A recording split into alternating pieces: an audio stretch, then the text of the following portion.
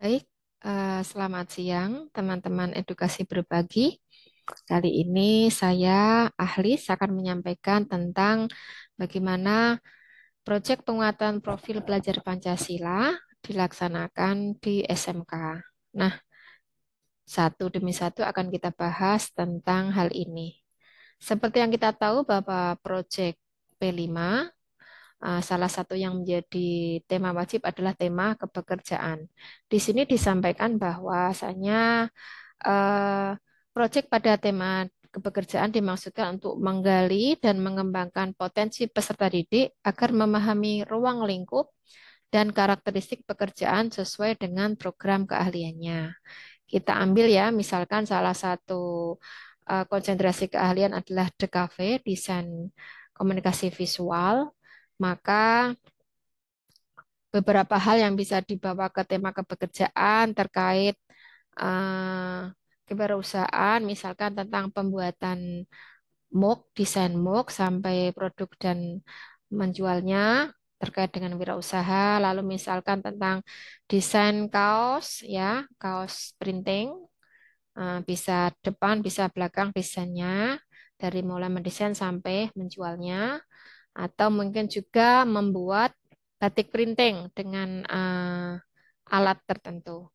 Nah, di ruang lingkup tema ini, kita akan masuk ke area misalkan tentang kenali diri atau impian, membekali diri atau dengan penguatan kompetensi, eksplorasi potensi lokal, kemampuan komunikasi efektif, kolaborasi dalam dunia kerja, kreativitas dan proaktif, serta aktualisasi diri. Bisa juga penerapan komunikasi dalam acara personal branding, rencana tidak lanjut, dan change project. Apa yang saya sampaikan di atas itu adalah contoh proyek langsung yang bisa dilakukan. Sementara kalau ruang lingkup tema ini mungkin lebih banyak ke penanaman konsep ya. Penanaman konsep, membuka wawasan, atau juga bisa kalau sudah mencapai ke level tertentu, bisa juga masuk langsung ke area prakteknya. Baiklah, kita akan bahas satu demi satu. Yang pertama adalah tujuannya. Eh, Tujuan umum pada proyek tema kepekerjaan adalah peserta didik memahami ruang lingkup dan karakteristik dunia kerja sesuai dengan program keahliannya. Maka di sini tugas wakakurikulum harus bisa memetakan di konsentrasi keahlian tertentu mana, maka siswa itu akan kompetensi di bidang apa, gitu ya. Lalu dari situ muncul tema kepekerjaan yang bisa diambil baik secara umum maupun secara spesifik per konsentrasi keahlian. Kemudian yang kedua adalah tujuan khusus. Tiap proyek dapat dilihat pada setiap subtema. Nah, di subtema kepekerjaan ini tentu saja sangat berkaitan dengan konsentrasi keahlian masing-masing. Yang saya berikan contoh di atas tadi adalah contoh dari DKV. Nah, kita akan lihat contoh pilihan tema dalam 1 tahun ajaran ya. Misalkan kita ada gaya hidup berkelanjutan, bisa juga kearifan lokal, Bhinneka Tunggal Ika, bangunlah jiwa dan raganya, suara demokrasi, berikan rasa dan berteknologi untuk membangun NKRI. Itu adalah tema pilihan. Sementara untuk tema kewirausahaan, ya sesuai permen terbaru itu hanya ada di SMK dan tidak dijadikan sebagai tema pilihan dalam proyek P5. Sedangkan tema wajibnya adalah kepekerjaan. Kira-kira gambarannya seperti itu.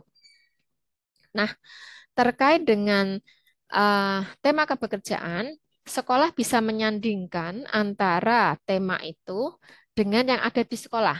Misalkan kalau di sekolah itu ada teaching factory, ya berarti bisa dibawa ke sana. Kalau sudah ada project based learning, bisa juga ke sana. Atau juga production based learning. Tergantung sekolah itu mampu di area mana. Kalau baru mampu di eh, usaha mandiri ya bisa dibawa ke situ atau ke teaching factory kalau lebih complicated atau bisa masuk ngelingkan antara project based learning yang ada di intrakurikuler dengan juga yang project yang dibawa ke P5, hanya saja karakteristiknya berbeda, ya kan? Kalau project based learning yang ada di intrakurikuler, maka hasil akhirnya adalah adanya produk atau jasa, adanya assessment pada pengetahuan, keterampilan, dan sikap. Sementara kalau project based learning dibawa ke P5, maka hasil akhirnya adalah perubahan karakter ya atau perubahan sikap. Jadi di P5 guru tidak mempersiapkan instrumen untuk pengetahuan atau keterampilan, tetapi dia menyiapkan instrumen untuk memonitor perubahan sikap. Nah, bedanya di situ. Bisa menggunakan project based learning, bisa menggunakan sintak merdeka yang double R ya, merdeka gitu ya. Jadi bisa apa saja yang sesuai dengan kondisi di sekolah. Nah, kita akan coba masuk. Ini salah satu contoh ya, membangun impian peserta didik SMK. Ini mungkin agak terlalu konseptual ya, tapi tidak apa-apa. Di sini ada persiapan, ada juga pelaksanaan. Nah, persiapan dan pelaksanaan ini harus jadi koordinasi bersama antara Wakakur dengan koordinator P5 beserta krunya. Apa saja langkah-langkahnya, kira-kira seperti itu. Kemudian, kita juga akan merancang rubrik penilaian. Dalam konteks ini, misalkan membangun impian peserta didik di SMK. Dimensi apa yang akan diambil, misalkan tentang kreativitas, maka kita tentukan apakah itu belum berkembang itu rubriknya seperti apa, mulai berkembang, berkembang sesuai harapan, ataupun sangat berkembang. Jadi, yang kita akses, yang kita akses ya, lakukan assessment itu adalah karakternya, sikapnya, bukan pada pengetahuan dan keterampilan. Maka dari itu, kita perlu memilih dimensi mana yang akan jadi fokus. Apakah uh, dimensi dari ke 1 sampai ke 6 ya, 6 dimensi profil pelajar Pancasila. Kita mau yang mana? 6 dimensinya itu. Kemudian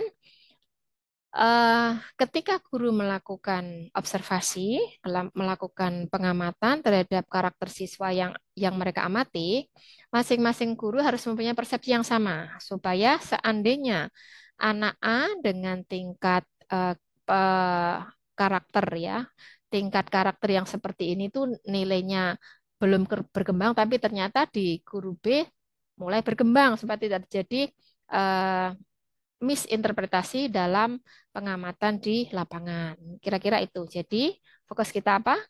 Fokus kita ke dimensi mana, elemen mana, lalu kita tentukan rubriknya apakah belum berkembang, mulai berkembang, berkembang sesuai harapan, atau yang paling tinggi adalah sangat berkembang. Fokusnya di situ ya. Baik, sekarang kita masuk ke lembar refleksi guru. Refleksi adalah bagian yang penting yang bisa dilakukan dalam guru sendiri atau dari siswa sendiri atau guru ke siswa ya dan sebaliknya. Nah, beberapa pertanyaan yang terkait dengan refleksi misalkan menurut Anda apakah metode yang digunakan untuk mencapai tujuan aktivitas telah sesuai? Nah, kayak gitu. Atau menurut Anda apakah aktivitas tema telah berjalan sesuai dengan jalur?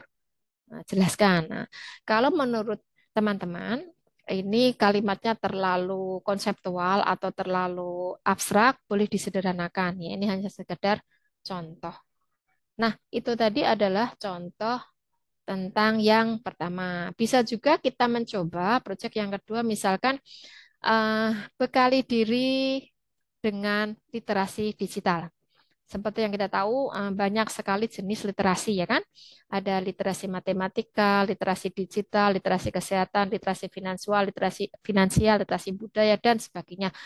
Kalau kita memilih dalam konteks literasi digital, mau tidak mau gurunya harus ngeh dulu apakah itu literasi digital.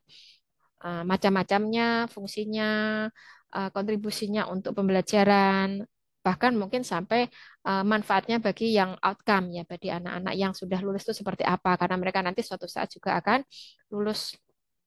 Nah, terkait itu, maka persiapannya mesti dilakukan dalam kru besar dari koordinator di tim P5. Kemudian pelaksananya apa aja. tugasnya yang jadi tugas di situ siapa, yang jadi fasilitator siapa, narasumber siapa, membuat laporan siapa, melakukan monitoring kepada kelas siapa, gitu harus ditentukan terlebih dahulu. Sama seperti tadi, rubrik penilaiannya pun harus ditentukan. Misalnya kita masuk ke dimensi kreatif ya kan, maka rubrik dari masing-masing itu kita kembangkan dari awal, kemudian semua guru yang menjadi monitor ya, yang memonitor, mengamati sikap harus mempunyai persepsi yang sama. Termasuk kategori belum berkembang itu seperti apa, mulai berkembang itu seperti apa, berkembang sesuai harapan itu dengan karakteristik karakteristik seperti apa, lalu sangat berkembang itu yang bagaimana, itu yang perlu disepakati. Nah, itu tadi contoh dari dua jenis proyek terkait kepekerjaan. Kalau misalkan ada lagi yang terkait yang ketiga, misalnya pada eksplorasi potensi lokal, maka kita harus merancang juga dari awal durasinya mau berapa JP. Seperti yang kita tahu dari secara global 108 ya, 108 misalnya secara umum itu diambil 72 untuk CP, 70% ya, 72 itu 70%-nya, sementara 30%-nya ya sekitar 36 ya, 36 itu untuk 1 tahun, terbagi menjadi dua. Jadi 36 dibagi dua berarti 18 di semester ganjil dan 18 di semester genap. Di semester ganjil silakan dipilih apakah memilih untuk yang materi tema pilihan, kemudian yang semester genap tema wajib atau bagaimana itu yang menentukan adalah pihak sekolah. Lalu seperti yang saya sampaikan tadi, ada peran guru. Dia jadi apa? Fasilitator, jadi narasumber, jadi bagian dokumentasi, jadi pembuat laporan atau bagaimana. Lalu persiapannya apa saja, bahan-bahannya apa saja, gitu ya. Baik, jadi secara sekilas bisa kita simpulkan bahwa untuk membuat proyek P5, langkah persiapannya atau langkah planningnya, perencanaannya adalah Wakakur duduk bersama dengan siapa tadi? Krunya ya, ada koordinator tim P5, ada kru tim P5, duduk bersama, tentu saja mereka terlebih dahulu harus mendapat apa tadi? SK, SK dari kepala sekolah. Lalu mendapat job description-nya seperti apa toh? Mereka duduk bersama, menentukan 1 tahun ke depan mereka akan memilih materi apa. Apakah dua pilihan dan satu wajib itu ditaruh di posisi semester ganjil atau genap 2 dan 1 atau 1 dan 2 ataukah pilihan dan eh, kepekerjaan ataukah satu lagi pilihan atau gimana itu ditentukan bersama sesuai dengan eh, satuan pendidikan masing-masing. Namun ada juga kru yang melihat berdasarkan konteks, misalkan kalau menjelang Agustus itu biasanya kan pemilos ya, biasanya kan pemilos. Nah, di pemilos itu bisa juga ditetapkan topik tentang suara demokrasi. Nah, suara demokrasi itu tema pada pilihan untuk dimensi P5-nya silakan mencari yang pas itu apa? Apakah gotong royong ataukah bernalar kritis atau apa itu yang menentukan adalah sekolah masing-masing.